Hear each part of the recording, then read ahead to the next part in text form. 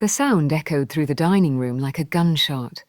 I stumbled backward, the sharp sting burning across my cheek. My hand flew instinctively to my face, to the red mark blooming there from Maxwell. The Thanksgiving turkey sat forgotten on the table. 12 pairs of eyes stared at me, some shocked, others satisfied, all completely silent. My husband Maxwell stood over me, his hands still raised, his chest heaving with rage. "Don't you ever embarrass me in front of my family again," he snarled, his voice dripping with venom. From her chair, his mother smirked, his brother chuckled under his breath, his sister rolled her eyes as if I deserved it. But then, from the corner of the room came a voice so small yet so sharp it could cut through steel. "Daddy." Every head turned toward my 9-year-old daughter, Emma. She stood by the window, her tablet clutched tightly against her chest. Her dark eyes, so much like mine, held something that made the air in the room shift, something that made Maxwell's confidence sneer falter. "You shouldn't have done that," she said, her voice steady and eerily calm for a child. "Because now Grandpa is going to see."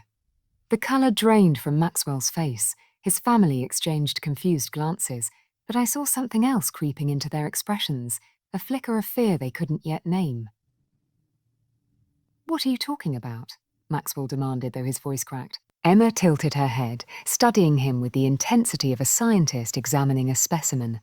"I've been recording you, Daddy, everything for weeks, and I sent it all to Grandpa this morning." The silence that followed was deafening. Maxwell's family began to shift uncomfortably in their chairs, suddenly understanding that something had gone terribly, irreversibly wrong.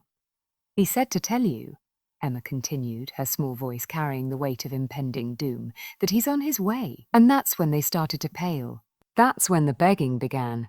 3 hours earlier, I had been standing in the same kitchen, methodically basting the turkey while my hands shook with exhaustion. The bruise on my ribs from last week's lesson still ached with every movement, but I couldn't let it show. Not with Maxwell's family coming over. Not when any sign of weakness would be seen as ammunition. "Thelma, where the hell are my good shoes?" Maxwell's voice boomed from upstairs, and I flinched despite myself. "In the closet, honey, left side, bottom shelf." I called back, my voice carefully modulated to avoid triggering another explosion. Emma sat at the kitchen counter, supposedly doing homework, but I knew she was watching me. She always watched now, those intelligent eyes missing nothing. At 9 years old, she had learned to read the warning signs better than I had. The set of Maxwell's shoulders when he walked through the door, the particular way he cleared his throat before launching into a tirade, the dangerous quiet that preceded his worst moments. "Mom," she said softly, not looking up from her math worksheet. "Are you okay?" The question hit me like a physical blow. How many times had she asked me that? How many times had I lied and said, "Yes, everything was fine, Daddy was just stressed"? Adults sometimes disagreed, but it didn't mean anything. "I'm fine, sweetheart," I whispered, the lie bitter on my tongue. Emma's pencil stilled. "No, you're not." Before I could respond, Maxwell's heavy footsteps thundered down the stairs. "Thelma, the house looks like garbage. My mother is going to be here in an hour, and you can't even—" He stopped mid-sentence when he saw Emma watching him. For a brief moment, something that might have been shame flickered across his features, but it was gone so quickly I might have imagined it. "Emma, go to your room," he said tersely. "But Dad, I'm doing homework like you said." "Yeah?" Emma gathered her books slowly, deliberately. As she passed by me, she squeezed my hand, a tiny gesture of solidarity that nearly broke my heart. At the kitchen doorway, she paused and looked back at Maxwell. "Be nice to Mom," she said simply. Maxwell's jaw tightened. "Excuse me, she's been cooking all day, even though she's tired." So just be nice. The audacity of a 9-year-old standing up to her father left Maxwell momentarily speechless, but I saw the dangerous flash in his eyes, the way his hands clenched into fists. "Emma, go," I said quickly, trying to diffuse the situation. She nodded and disappeared upstairs, but not before I caught the determined set of her jaw, so much like my father's when he was preparing for battle. "That kid is getting too mouthy," Maxwell muttered, turning his attention back to me. "You're raising her to be disrespectful." "She's just protective," I said carefully. "She doesn't like seeing." "Seeing what?" His voice dropped to that dangerous whisper that made my blood run cold. "Are you telling her stories about us, Thelma?" "No, Maxwell, I would never." Because if you're poisoning my daughter against me, there will be consequences. His daughter, as if I had no claim to the child I'd carried for 9 months, nursed through every illness, held through every nightmare.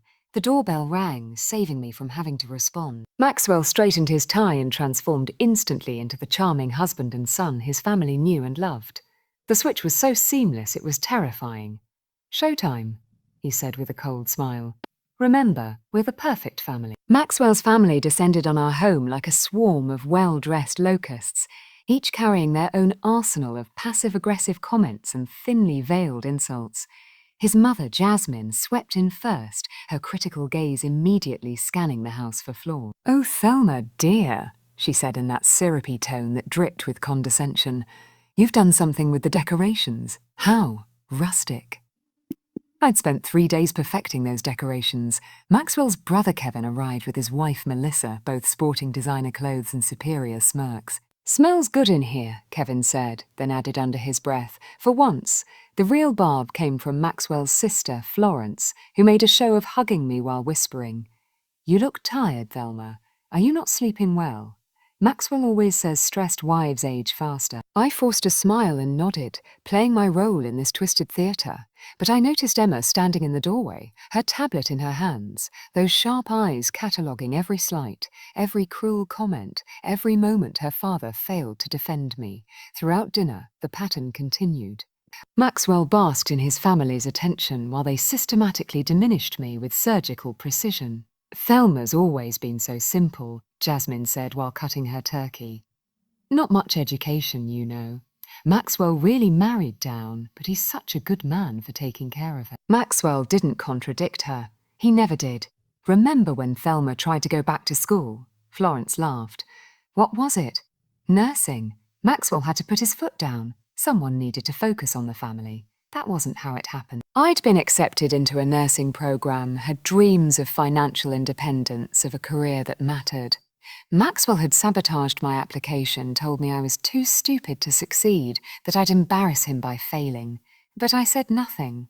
I smiled and refilled their wine glasses and pretended their words didn't slice through me like broken glass. Emma, however, had stopped eating entirely. She sat rigid in her chair, her small hands clenched in her lap, watching her father's family tear her mother apart piece by piece. The breaking point came when Kevin started talking about his wife's new promotion.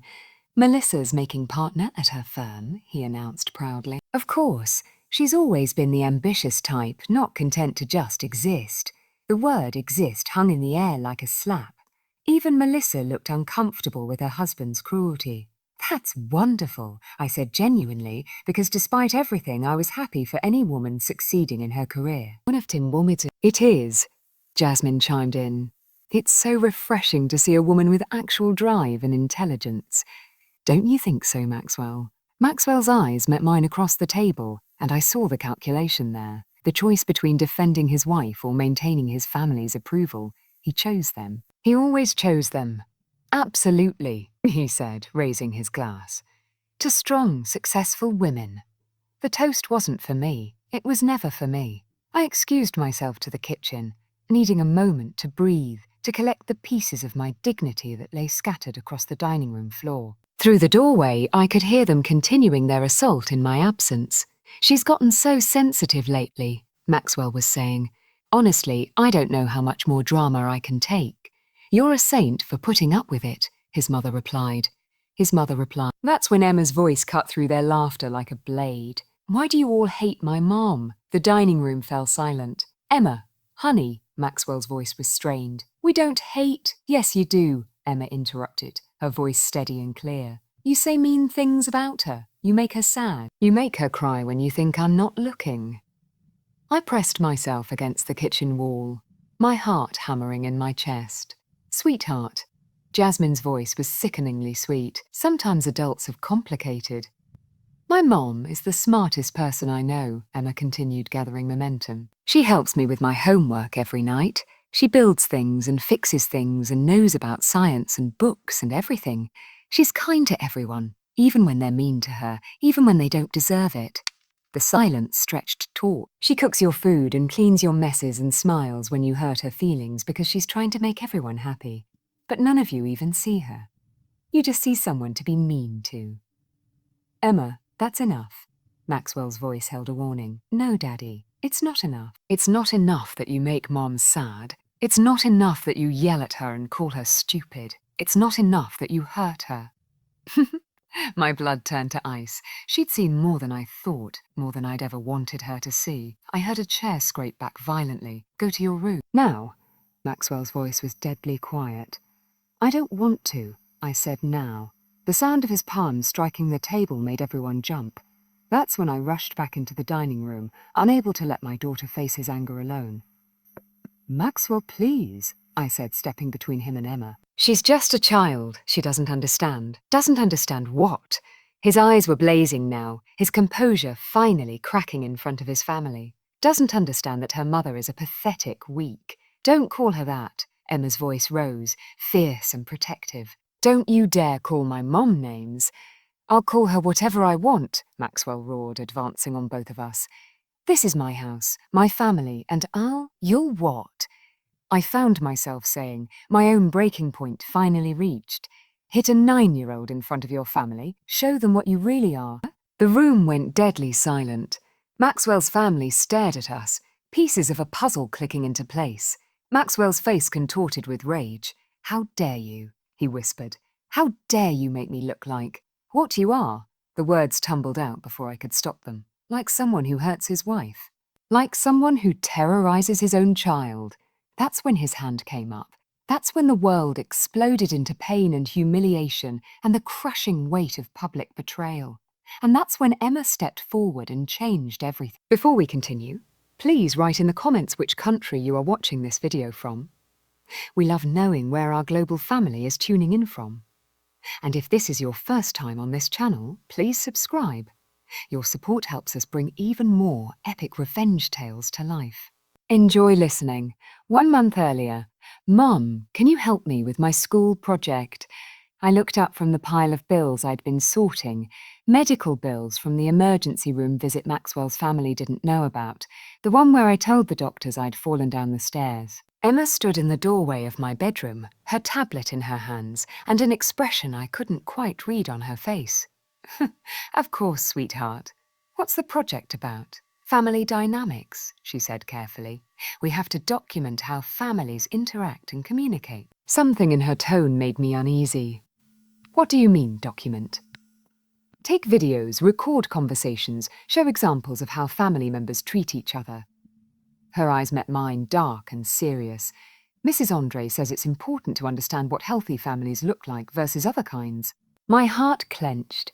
Emma's teacher had always been perceptive, always asked the right questions when Emma came to school with shadows under her eyes or flinched when adults raised their voices. Emma, I began carefully, you know that some things that happen in families are private, right? Not everything needs to be shared or recorded. I know, she said, but there was something in her voice, a determination that reminded me so strongly of my father, it took my breath away. But Mrs. Andre says documenting things can be important for understanding, for protection. The word protection hung between us like a loaded weapon. That night, after Maxwell had screamed at me for buying the wrong brand of coffee and slammed the bedroom door so hard, it shook the house. Emma appeared in my doorway. Mum, she whispered, are you okay? I was sitting on my bed, holding an ice pack to my shoulder where he'd grabbed me, leaving finger-shaped bruises that would be hidden under long sleeves tomorrow. I'm fine, baby. I lied automatically. Emma stepped into the room and closed the door softly behind her. Mom, I need to tell you something. Something in her voice made me look up. She seemed older suddenly, carrying a weight no child should bear. I've been thinking, she said, climbing onto the bed beside me, about my project, about families. She took a deep breath. Mom on Daddy hurts you, she said quietly. The words falling between us like stones into still water. I know you pretend he doesn't. But I know. My throat closed. Sweetheart, sometimes adult. Mrs. Andre showed us a video. She said if we ever see anything like that, we should tell someone who can help. Emma, you can't. I've been recording, Mum. The words hit me like a physical blow.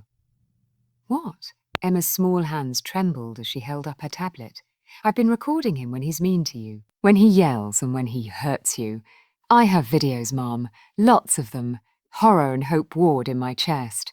Emma, you can't. If your father finds out, he won't, she said with frightening certainty. I'm careful. I'm really, really careful. She opened her tablet and showed me a folder labelled Family Project. Inside were dozens of video files, each one time-stamped and dated.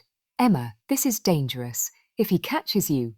Mom, she said, her small hand covering mine, I won't let him hurt you anymore. I have a plan. The look in her eyes, ancient and determined and absolutely fearless, chilled me to the bone. What kind of plan? Emma was quiet for a long moment, her fingers tracing patterns on the bedspread.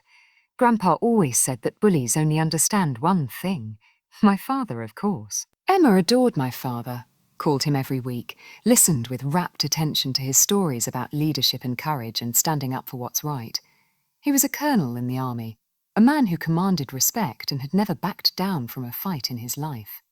Emma, you can't involve Grandpa. This is between your father and me. No, it's not, she said firmly.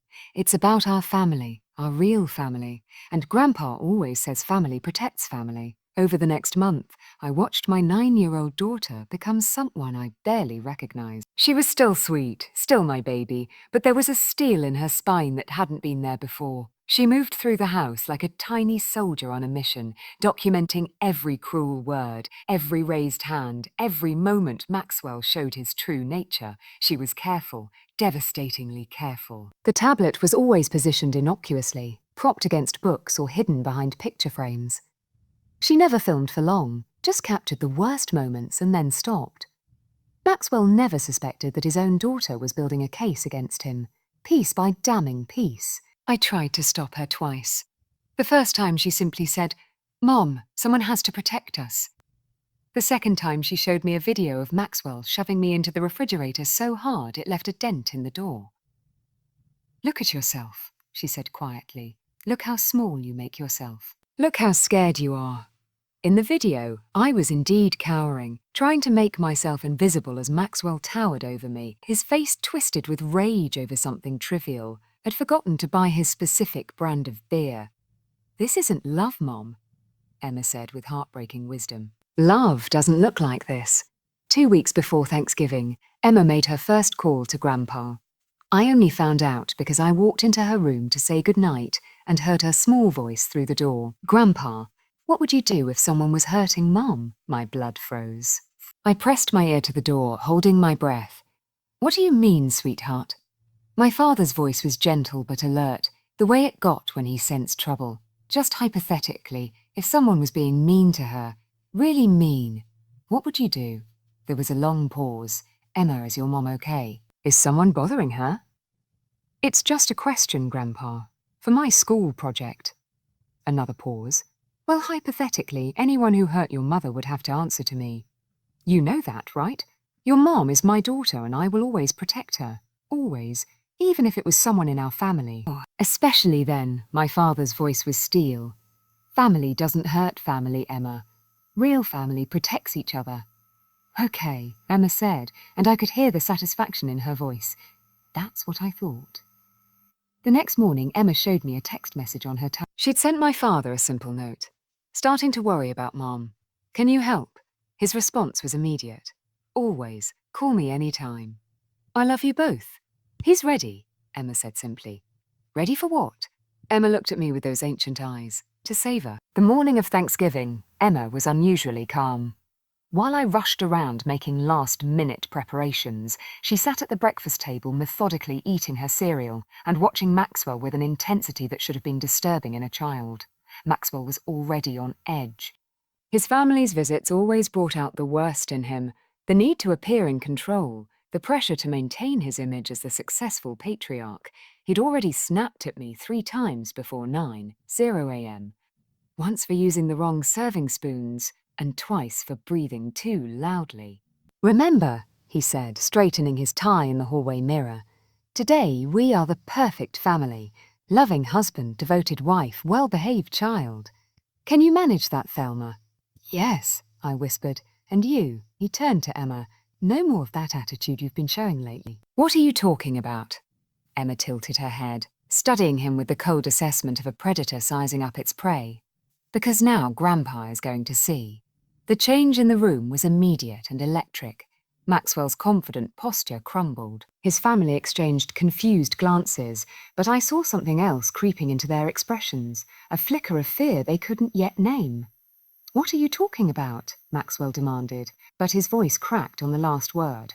Emma held up her tablet, the screen glowing in the dim dining room light. "I've been recording you, Daddy, everything for weeks." Jasmine gasped. Kevin choked on his wine. Florence's fork clattered to her plate. But Emma wasn't finished. "I recorded you calling Mom stupid. I recorded you shoving her. I recorded you throwing the remote at her head. I recorded you making her cry." Her voice never wavered, never lost that terrifying calm. "And I sent it all to Grandpa this morning." Maxwell's face went through a series of colours, red to white to grey, as the implications hit him. My father wasn't just Emma's beloved grandfather. He was Colonel James Mitchell, a decorated military officer with connections throughout the base, the community, and the legal system.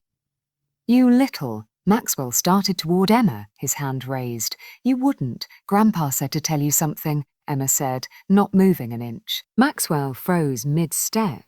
"He said to tell you that he's reviewed all the evidence. He said to tell you that real men don't hurt women and children.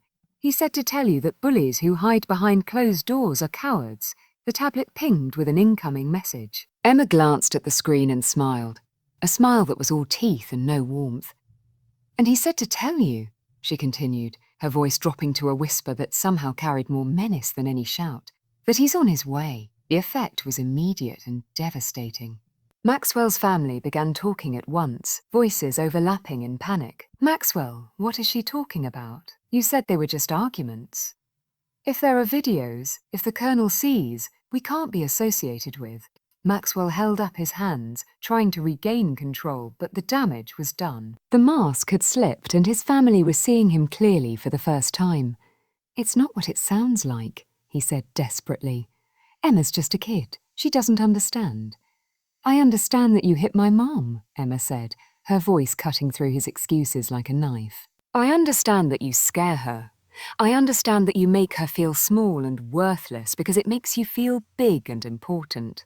She paused, looking around the room at Maxwell's family with withering disdain. "And I understand that all of you knew and didn't care because it was easier to pretend Mom was the problem." Jasmine's face had gone ashen.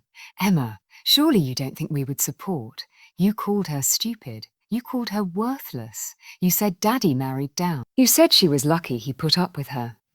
Emma's voice was relentless, cataloguing every cruelty with perfect recall. "You made her smaller every time you came here. You helped him break her." The silence that followed was deafening. Maxwell was staring at his daughter as if seeing her for the first time, and what he saw clearly terrified him. This wasn't the quiet, obedient child he thought he knew. This was someone who had been watching, learning, planning. "How long?" he whispered. "How long what, Daddy?" "How long have you been recording me?" Emma consulted her tablet with clinical precision. 43 days, 17 hours, and 36 minutes of footage. Audio recordings of another 28 incidents. The numbers hit the room like physical blows. Maxwell's brother Kevin was openly staring, his mouth hanging open. His wife Melissa had tears in her eyes. "Jesus, Maxwell," Kevin breathed. "What have you done?" "I haven't done anything," Maxwell exploded, his composure finally shattering completely. "She's lying. She's a manipulative little." Emma calmly turned her tablet around, showing the screen to the room. On it, clear as day, was a video of Maxwell grabbing me by the throat and slamming me against the kitchen wall while screaming about dinner being 5 minutes late. "This was Tuesday," Emma said conversationally. "Would you like to see Wednesday? Or maybe Thursday when you threw the coffee mug at Mom's head?" Maxwell lunged for the tablet, but Emma was ready. She darted behind my chair, her finger hovering over the screen. "I wouldn't," she said calmly. "This is all backed up. Cloud storage, Grandpa's phone, Mrs. Andre's email, the police station's tip line." Maxwell froze. "The police," Grandpa insisted, Emma said matter-of-factly. "He said documentation is important for when bad people need consequences. That's when we heard it." The rumble of engines in the driveway. Car doors slamming. Heavy footsteps on the front porch. Emma smiled. "He's here." The front door didn't just open. It erupted inward as if blown apart by the force of righteous fury itself. My father filled the doorway like an avenging angel, his military bearing unmistakable even in civilian clothes. Behind him stood two other men I recognized from base functions, both officers, both wearing expressions that could have melted steel. The dining room fell silent except for the sound of Jasmine's wine glass shattering on the floor. Colonel James Mitchell surveyed the room with the cold efficiency of a man who had commanded troops through war zones. His eyes took in everything. My red cheek, Maxwell's guilty posture, his family's stricken faces, and Emma standing protectively beside me with her tablet still clutched in her hands. "Colonel Mitchell," Maxwell stammered, his bravado evaporating like smoke. "This is unexpected." "We weren't." "Sit down," my father said quietly. The command carried such authority that Maxwell actually took a step backward, but he didn't sit. "Sir, I think there's been some misunderstanding." I said, "Sit down." This time, Maxwell's knees buckled and he collapsed into his chair. His family remained frozen, afraid to move or speak. My father stepped into the room, his companions flanking him like honor guards. "Emma," he said gently, his voice transforming completely when he addressed his granddaughter. "Are you all right?" "Yes, Grandpa," she said, running to him.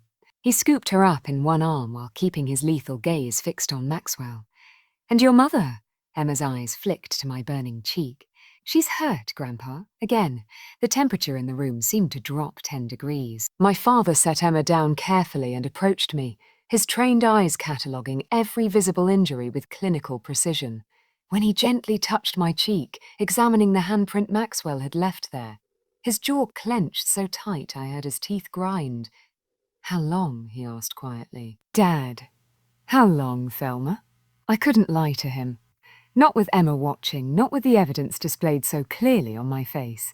3 years. The words hung in the air like an execution sentence.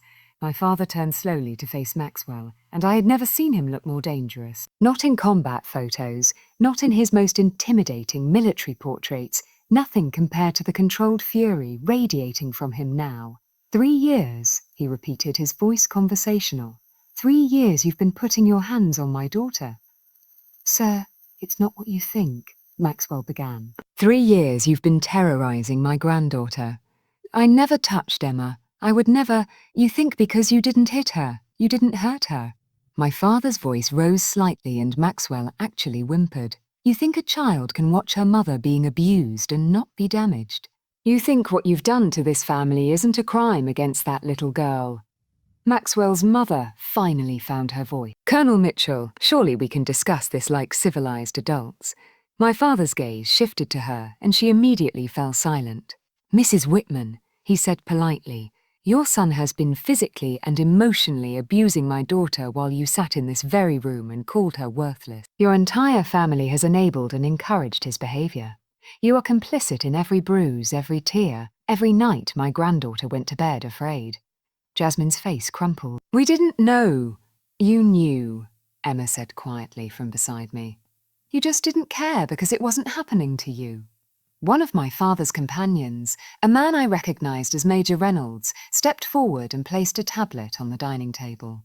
"We've reviewed all the evidence," he said formally.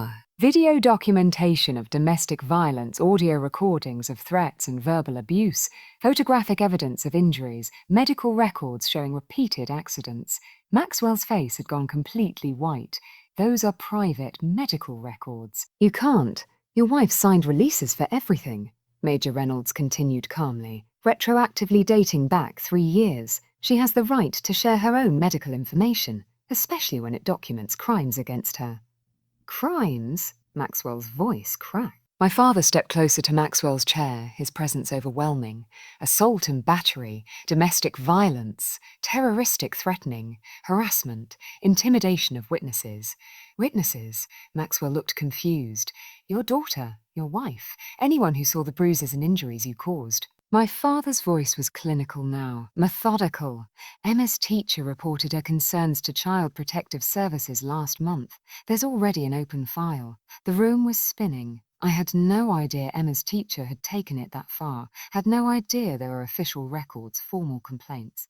"The question," my father continued, "is what happens next?" Maxwell's family was exchanging panicked glances, finally understanding the magnitude of the situation they'd helped create.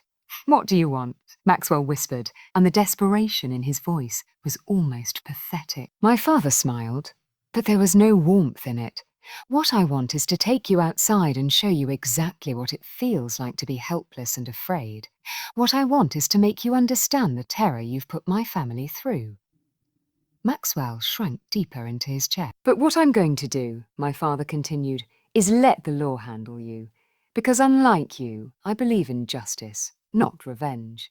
He nodded to his other companion, who I now recognized as Captain Torres from the base legal office. She stepped forward with a folder in her hands. "Mr. Whitman," she said formally, "I'm here to serve you with a temporary restraining order. You are ordered to have no contact with your wife or daughter. You are ordered to vacate this residence immediately." "This is my house," Maxwell exploded, desperation making him stupid. "Actually," Captain Torres consulted her papers, "the house is in both your names, but given the circumstances and the evidence of domestic violence, your wife has been granted temporary exclusive occupancy." Maxwell turned to his family looking for support, but found only horrified faces turned away from him. "Up," he pleaded. "You can't believe—" "I've seen the videos, Maxwell," Jasmine said quietly, tears streaming down her face. "We all have. Your grandfather would be ashamed." Kevin stood up slowly, his face grey. "Melissa and I need to leave. We can't be associated with this."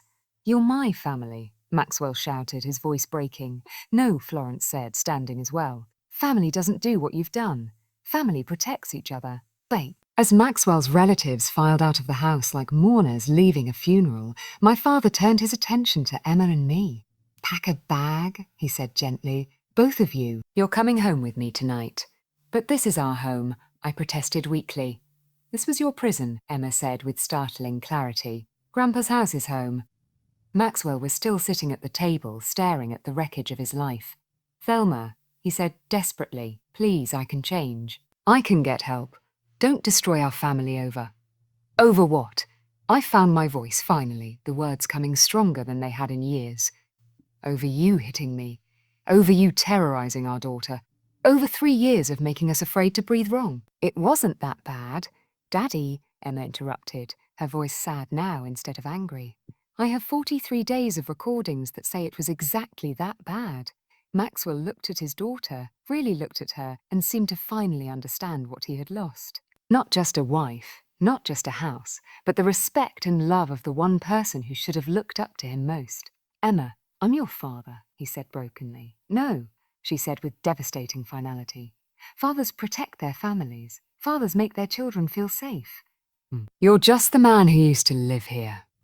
6 months later, Emma and I sat in our new apartment, small but bright with windows that let in actual sunlight and doors that we could lock without fear of who might come through them. The restraining order had held. Maxwell had been convicted on multiple charges and sentenced to 2 years in prison, followed by mandatory anger management and supervised visitation with Emma. Emma hadn't asked to see him yet. The divorce had been swift and decisive. Maxwell's family, horrified by the public nature of his crimes and terrified of their own legal exposure, had pressured him not to contest anything. I got the house, which I immediately sold.